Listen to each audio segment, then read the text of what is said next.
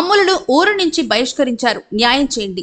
నెల్లూరు నగరంలోని స్థానిక press club నందు జరిగిన విలేకరుల సమావేశంలో నెల్లూరు జిల్లా ముత్తుకూరు మండలం మధురనగర్ కు చెందిన గ్రామస్తులు మాట్లాడుతూ, నా భర్త మమ్మల్ని వదిలి 6 నెలలుగా బయటుంటున్నారు. తిరిగి ఇప్పుడు రాగా నీ భర్తని ఇంటికి రావాలంటే 4 లక్షలు కట్టాలని డిమాండ్ చేశారు.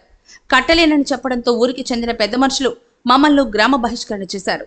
ఈ ఆధునిక కాలంలో ఇటువంటి విషయాలు జరగడం శోచనీయమని బ్యాక్వర్డ్ క్యాస్ట్ మహాజన రాష్ట్ర కార్యదర్శి ప్రసాద్ మాట్లాడుతూ, ఇటువంటి విషయాలు జరగడం చాలా బాధాకరమని, కావున అధికారులు స్పందించి విచారణ జరపాలని, గ్రామ బహిష్కరణ చేసిన వ్యక్తులపై చర్యలు తీసుకోవాలని డిమాండ్ చేశారు.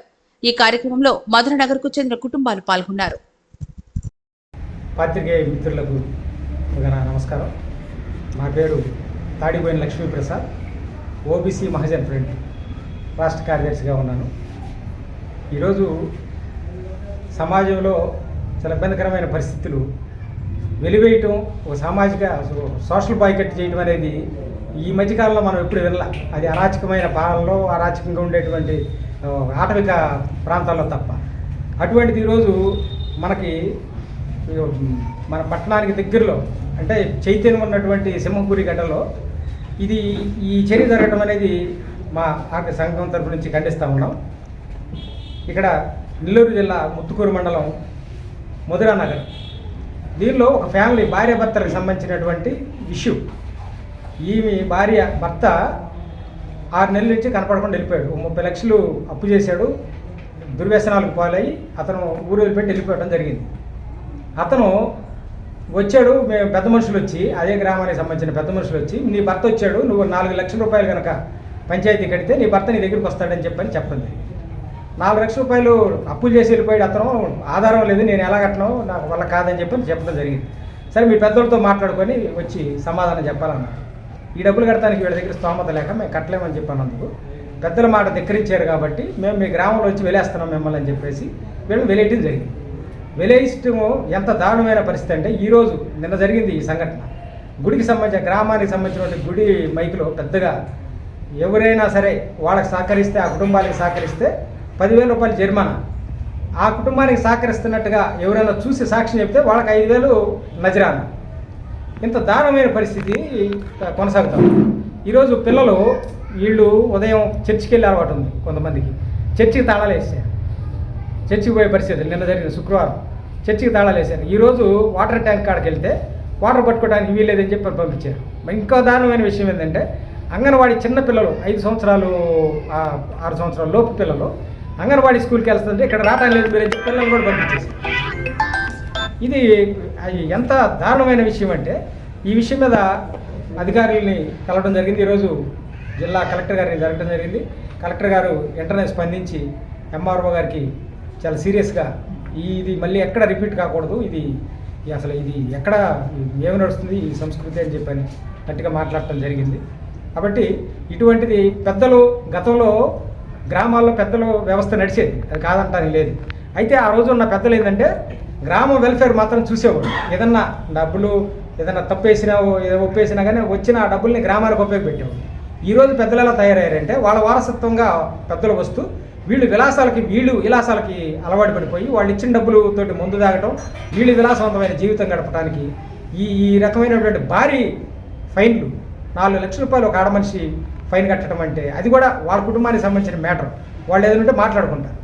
4 లక్షల రూపాయలు కట్టకపోతే మిమ్మల్ని వెలేస్తున్నామని చెప్పి బహిరంగంగా చెప్తున్నారంటే వీళ్ళకి అజ్ఞానం అనాలా, వీళ్ళకి అహంకారం అనాలా, అది తెలియని పరిస్థితిగా ఉంది.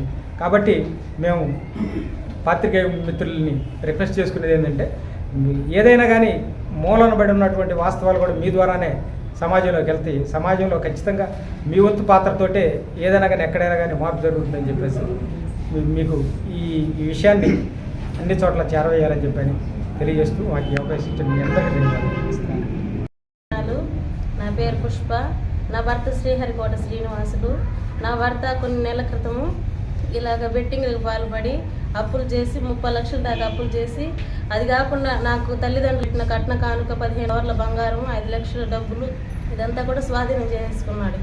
అదే రీతిగా ఇంట్లో పరిస్థితి బాగలేక బిడ్డలు తినడానికి కూడా ఏమీ లేక అడిగితే ఇలా గొడవ పెట్టుకొని మమ్మల్ని నా బిడ్డలను వదిలేసి వెళ్ళిపోయాడు.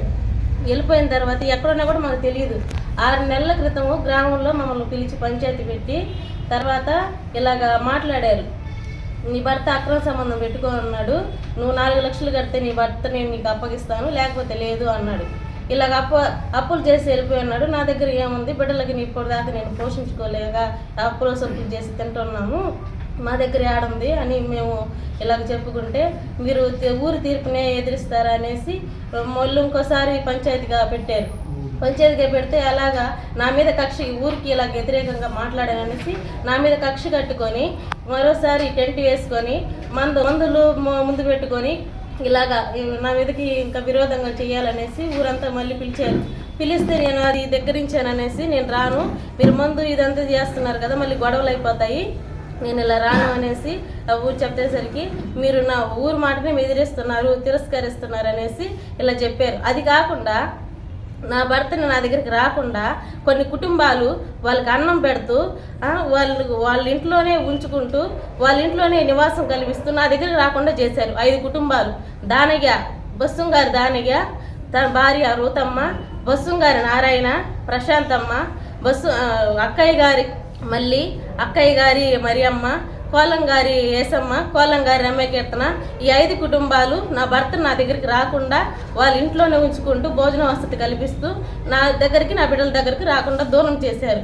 ఇదేందని అడిగితే ఊరు వాళ్ళని అడిగితే మీరు నా గ్రామానికి వ్యతిరేకంగా మాట్లాడారు, అందుకు నిన్ను మీ తరపున ఉన్న మనుషుల్ని వెలివేస్తున్నాము అనేసి మాట్లాడారు. ఇదేందని అడిగితే మీరు గ్రామంలో ఉన్న పెద్ద మైక్ సౌండ్ పెట్టుకొని ఇలా మాట్లాడారు. ఈ 10 కుటుంబాలు మీరు కానీ మాట్లాడితే మేము మాట్లాడిన వాళ్ళకి 10,000 జరిమానా అనేసి చెప్పారు, చెప్పిన వాళ్ళకి 5,000 అనేసి ప్రకటించారు. అది కాకుండా వెహికల్ డ్యూటీకి వెళ్ళేది 4 గ్రామాలకు సంబంధించిన వెహికల్, అది డ్యూటీకి వెళ్ళడానికి లేదు, ఆ బండ్లు ఎక్కడానికి లేదు అనేసి ఊరు తీర్పిచ్చారు. అది కాకుండా చర్చికి వెళ్లకుండా చేశారు మమ్మల్ని, దేనికి కూడా వెళ్లకుండా. అది కాకుండా వాటర్ తెచ్చుకోవడానికి కూడా మాకు లేదని సమాచారం ఇచ్చారు. మరి అంగడికి వెళ్ళినా కూడా తరివేస్తున్నారు, మీరు రోడ్లకు రావడానికి లేదు, అంగడికి రావడానికి లేదు, అంగన్వాడీ స్కూల్కి వెళ్ళడానికి లేదు, ఎక్కడికి మీరు వాళ్ళకి సంబంధించిన ఏది కూడా మీరు చేయకూడదు అనేసి మమ్మల్ని గట్టిగా అరిచారు, చేశారు. ఇదంతా మమ్మల్ని దూరం పెట్టేశారు. మాకు మీరు న్యాయం చేయాలని పెద్ద కాపు ఈశ్వరయ్య, 2వ కాపు శివ, 3వ కాపు దొరబాబు వీళ్ళు మమ్మల్ని ఇలాగ చేశారు. మా వెనకున్న గిల్లు మమ్మల్ని వెలివేసిన కుటుంబాలు. మేము మమ్మల్ని వేడుకుంటున్నాము, మాకు న్యాయం చేయాలనేసి మిమ్మల్ని కోరుకుంటున్నాం.